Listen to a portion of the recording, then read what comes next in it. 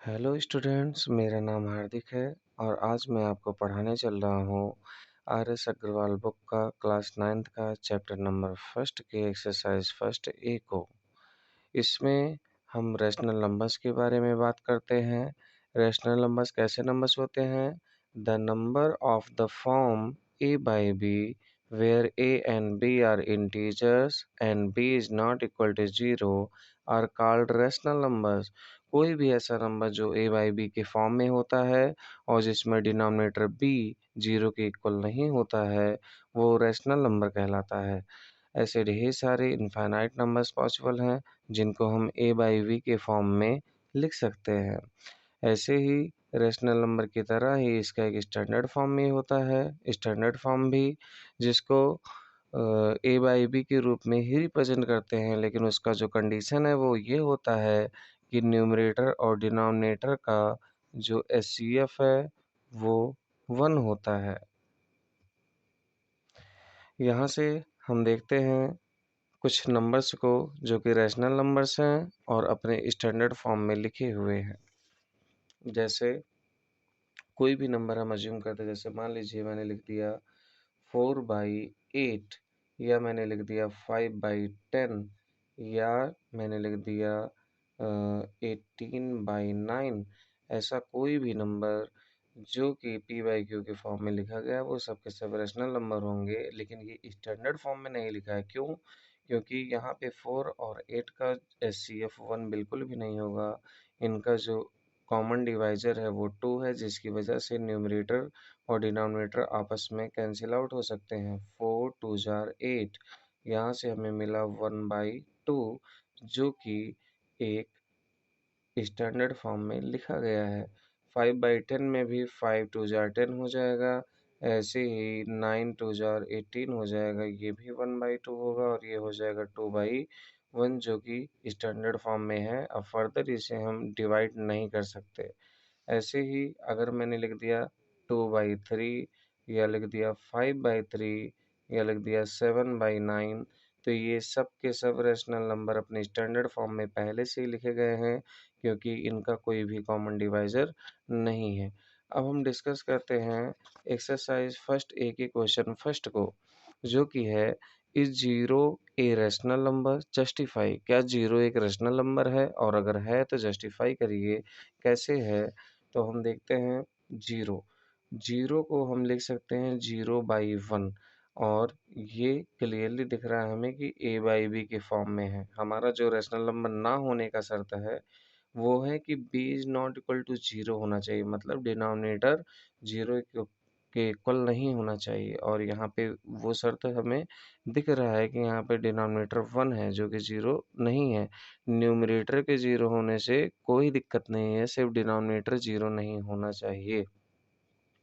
इसका मतलब ये है कि 0 हमारा रैशनल नंबर है। अब जो सेकंड क्वेश्चन है वो है represent each of the following on rational number line. हम देखते हैं कि 5/7, 8/3, -2/3, 6, 1.3 और -2.4 को रैशनल नंबर लाइन पे कैसे डिनोट किया जाता है, कैसे रिप्रेजेंट किया जाता है। इसके पहले सबसे पहले हम नंबर लाइन एक खींचते हैं और उस पे हम देखते हैं 0 1 2 3 4 5 ऐसा यहाँ पे आगे की तरफ बढ़ता जाएगा। -1 -2 -3 -4 -5 और ऐसे इधर भी बढ़ता चला जाएगा। इधर ये एरो प्लस इनफाइनाइट तक जाता है और इधर ये एरो माइनस इनफाइनाइट तक जाता है। अब जो पहला क्वेश्चन है वो है 5/7। इसके ठीक पहले हम एक चीज़ देखते हैं कि कोई भी नंबर जिसमें हमारा जो न्यूमरेटर है वो अगर डिनोमिनेटर से छोटा है, किससे छोटा है? डिनोमिनेटर से छोटा है, तो वो नंबर क्या होगा, वो फ्रैक्शन क्या होगा, वो 1 से छोटा होगा, 1 से लेस देन होगा। अब 1 से छोटा का मतलब ये है कि वो 0 और 1 के बीच में लाई करेगा, मतलब जो हमारा 5/7 है वहाँ नंबर लाइन पे 0 और 1 के बीच में यहीं कहीं लाई करेगा, जो कि 1 के काफ़ी नज़दीक होगा। तो यहाँ पे हम दिखा सकते हैं 5/7 को। ऐसे ही 8/3 को अगर हम देखेंगे तो यहाँ 0 हो गया हमारा, यहाँ 1 हो गया, यहाँ 2 हो गया यहाँ 3 हो गया और इधर हमारे नेगेटिव नंबर्स होंगे ऐसे करके। तो 8/3 को अगर हम देखेंगे तो इसे हम लिख सकते हैं 2 होल 2/3। इसका मतलब 2 प्लस 2/3 होगा, मतलब कि जो नंबर 8/3 है ये 2 से बड़ा होगा लेकिन 3 से छोटा होगा, 3 से छोटा होगा। मतलब the number 8/3 is lying between number 2 and 3। That's why हम इसे रिप्रेजेंट करेंगे 2 और 3 के बीच में यहाँ कहीं। तो ये हो जाएगा 8/3। अब जो तीसरा नंबर है वो है -23/6। -23/6 यहाँ अगर 0 है तो यहाँ -1, -2, -3, -4। अब देखते हैं -23/6 क्या होता है।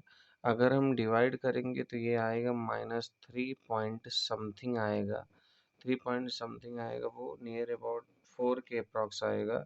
तो इसका मतलब ये नेगेटिव में है तो ये काफ़ी हद तक -4 के पास होगा। -3 से छोटा है ये, क्योंकि नेगेटिव नंबर्स बड़े होते हैं।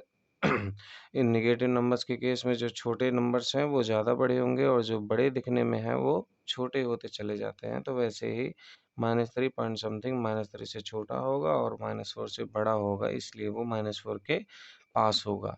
1.3 को हम देखते हैं कहाँ रिप्रेजेंट किया जाएगा क्वेश्चन नंबर 4 को। जो 1.3 है वो क्लियरली विजिबल है कि ये 1 और 2 के बीच में लाई करेगा, क्योंकि ये 1 से बड़ा है। दैट्स वाई हम इसे यहाँ कहीं शो करेंगे 1.3, ऐसा हो जाएगा। और जो हमारा फिफ्थ क्वेश्चन है वो है -2.4।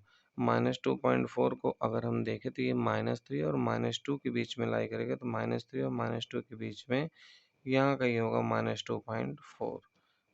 ये हमारा क्वेश्चन नंबर सेकंड कंप्लीट हो गया। अब हम देखते हैं क्वेश्चन नंबर 3।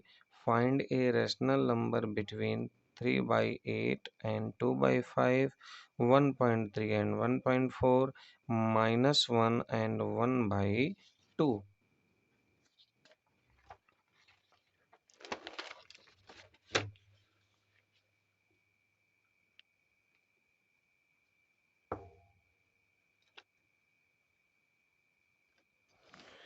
सबसे पहला क्वेश्चन है find a rational number between 3/8 and 2/5। जब भी एक रैशनल नंबर पूछा जाए दो रैशनल नंबर के बीच में, तो उसका सबसे सिंपल तरीका जो है, ए और बी के बीच में अगर कोई रैशनल नंबर हमें निकालना है यहाँ पे, तो वो हो जाएगा a प्लस b/2। तो इस हिसाब से हम क्या कर सकते हैं, 3/8 और 2/5 के बीच में अगर हम देखेंगे तो हो जाएगा 3/8 प्लस 2/5 और यहाँ पे बाई टू को हमने 1/2 करके आगे मल्टीप्लिकेशन में लिख दिया है। यहाँ से इसे सॉल्व करेंगे फर्दर, क्या मिलेगा हमें, 5 3 जार 15, 8 2 जार 16, 8 5 जार 40। तो यहाँ से आएगा 1/2, 15 प्लस 16 हो जाएगा 31/40। तो ये आ जाएगा 31/80।